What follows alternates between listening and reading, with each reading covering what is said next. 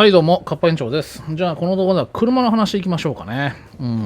まあ、とは言ってもね、今日はね、あの車なんだい、ヒュンダイの出番はないんですけど、まあ主にトヨタ、ね、トヨタ自動車。まあなんかもう本当、トヨタ自動車、改めてですけど、なんかすごいっすね。まあ確かにトヨタ本体がそもそもすごいとは思いますけども、なんかもうちょっとうわすげえ日本企業日本の自動車トヨタがすごいなっていうんじゃなくて、もうちょっと引いたなんて言うんだろう、俯瞰して、ちょっとかっこつけた言い方して俯瞰して、一歩引いてみると、確かになるほどトヨタも確かにすごいんですけど、それ以上にいやその他大勢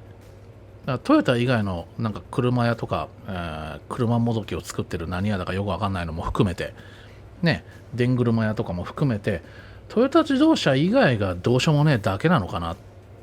て、むしろそっちの要素の方が大きいのかなって。だからイメージ的には分かんないですよ。結構僕別に自動車業界の専門家でも何でもないんでね、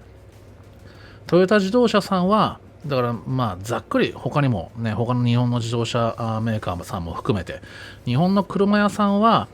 コツコツと、真面目にこの車作りに励んでおりました。そんなにね大きくね車1台売れるためにガツッとドカッと儲かってたわけではないんだけれどもね、とりあえずお客さんにねこういう車が欲しいんだっていうお客さんにこういう車どうですか、ね、また別のお客さんがいやそうじゃなくて僕はこういうのがいいんだけどな、分かりました、じゃあこういうのどうでしょうかみたいな感じでこの車屋として、ね、コツコツ実績を積んできていた、ね、そんなに大きく儲けてたわけじゃないんだけれども頑張って車屋続けてました。ね、一方日本以外の他の車屋たちはね、いつの間にか車屋じゃなくてね電車屋になってて、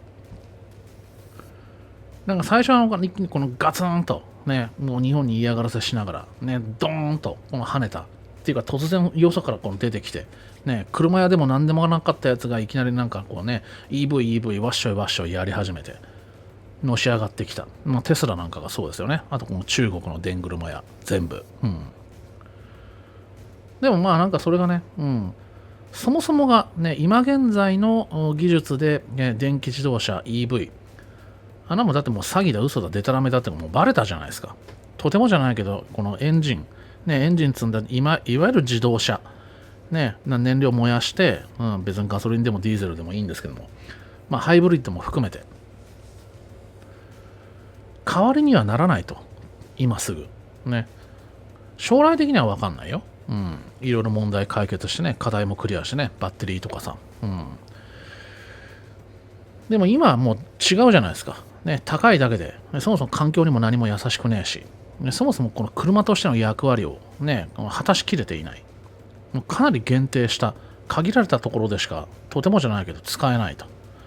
あとはなんかこの意識高い系のこの自己満足のツールの一つに使うぐらいしかもう用がないと。っ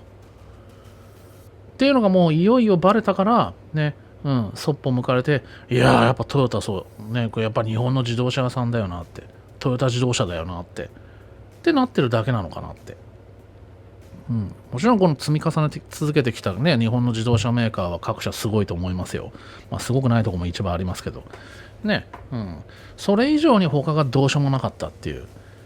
ね、いやもう金さえ取れればもうね別にどうでもいいよと、いやとりあえず仕掛けてきたね電車ねこの押して仕掛けてきたやつらは分かってやってるからね、だから嘘つきですよ、詐欺師ですよ、どいつもこいつも。でね今回何の話かっていうと、そのトヨタさんの話をねするのもあれかなと思ったんですけど、記事がいっぱいあってねこのトヨタ関連のニュースだけでも、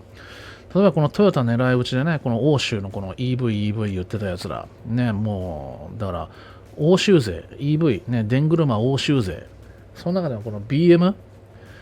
散々このなんかね、いつまでもエンジンねこの頼ってる日本の自動車産業はっていうなんかいわゆるこの急先鋒みたいなやつらだったわけじゃないですか。フォルクスワーゲン、メルセデス、ね、BM なんてみんなそうですよね。でその中のねこのドイツの BM がね社長がもうトヨタに土下座懇願、すいませんトヨタさんと連携組ませていただけないでしょうかっつって、は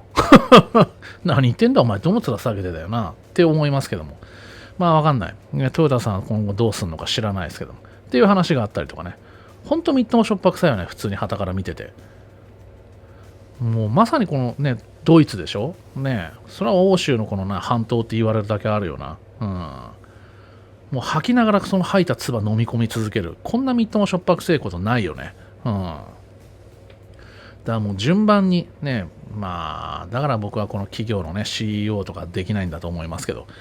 僕はトヨタさんの何かしらこの責任者だったらもう、順番にこの土下座してきたやつのこの後頭部を思いっきりグリグリグリグリ踏みつけてやろうと思いますけどね。てめえ、どの口が、ついこの間まで、散々 EV バッシュをしてやがったくせしやがって、日本がトヨタがオワコンお前も言ってたよな、おいっつって、もうグリグリグリグリ、もう血垂れ流しながら、もうニヤニヤこの半笑いで泣きべそかいて、ね、詫び入れてきても一切容赦せず、ってやってやりたいと思いますけどね。っていう話があったりとかね。あとはこのアメリカで、やっぱりもう、日本のこの自動車メーカーのこのハイブリッドがもう人気すぎて、もうなんか在庫がないと。もう在庫がほぼほぼないと。ユーザーのこの市場の要求をに応えられる数がもうなかなかないと。なんかこの自動車メーカー、ディーラーでお客さんってこう流れていく、このディーラーが客殺到してるんだけど、ハイブリッドねえのかよっていう、なんかディーラーがなんかこの自動車屋にこの激怒してなんかこのせっついてるっていう、そういう状況なんだって、アメリカ。そういう状況を無視してさ、ね、世界中どこにもこのなんか日本のこのね、ガソリンね、このなんだろう、EV を全く用意していないこの日本の自動車業界はもうなんかオワコンみたいな。昨日も見たじゃないですか、そういうなんかよくわかんない。どこの平行宇宙の話してんのかなって。あんな記事よく書けるよね。とかね。あとはまあトヨタのまたこのアメリカ北米市場での快進撃がもうすごいと、圧倒的すぎる強さでもう他のメーカーをなんかもう置き去りにしちゃってんだって。まあそんな話がある中、唯一この韓国のこの車の話でこのヒョンデじゃないんですけど、ベアリング、いわゆる昔この半導体の時に流行ったこの国産化祭りの類ですよね。久々ですよね。久々の国産化詐欺ですよ。なんでこうすぐバレる嘘つくのかな。どうせこれ日本のどっかのね、この劣化コピーだと思うんですけど、でも多分ね、劣化コピーも嘘だと思いますよ。何かっていうとね、この電気自動車モジュール用のこのベアリング技術を国産化に成功したって言ってるんですよ。ベアリングですよね。めっちゃ丸いじゃないですか。円っていうか球ですよね。玉ですよね。絶対作れないと思いますけど。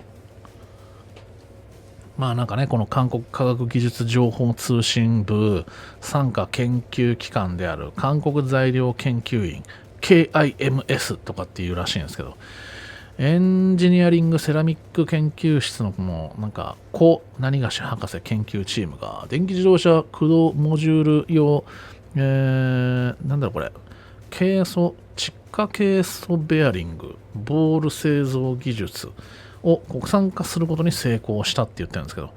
多分嘘だな。十中八九嘘ですかね。まあ何かの対策の嘘ですかね。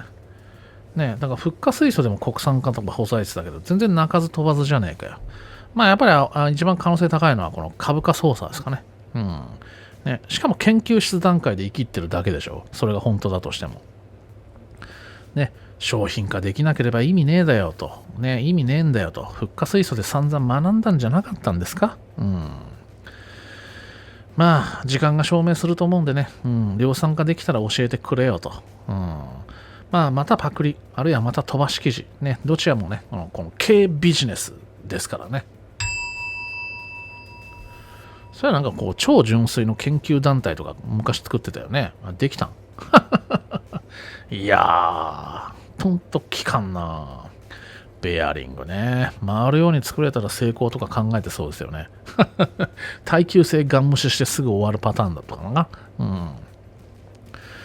だってもう、ね、例えば中国製のベアリング、まあすぐ壊れるらしいですよね。安いから。日本のベアリングだったらまあ普通に10年以上問題なく。ね、いきなりできましたなんて、まあ誰が信じるんですかっていう、そこですかね。さて、じゃあ続き後半サロンの方ではね、トヨタ狙い撃ち EV 化煽ったドイツ BMW 社長が左遷した。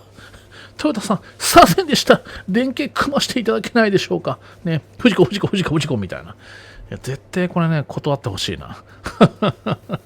ていう話をね、ちょっとね、茶化していきましょうかね。今回は以上です。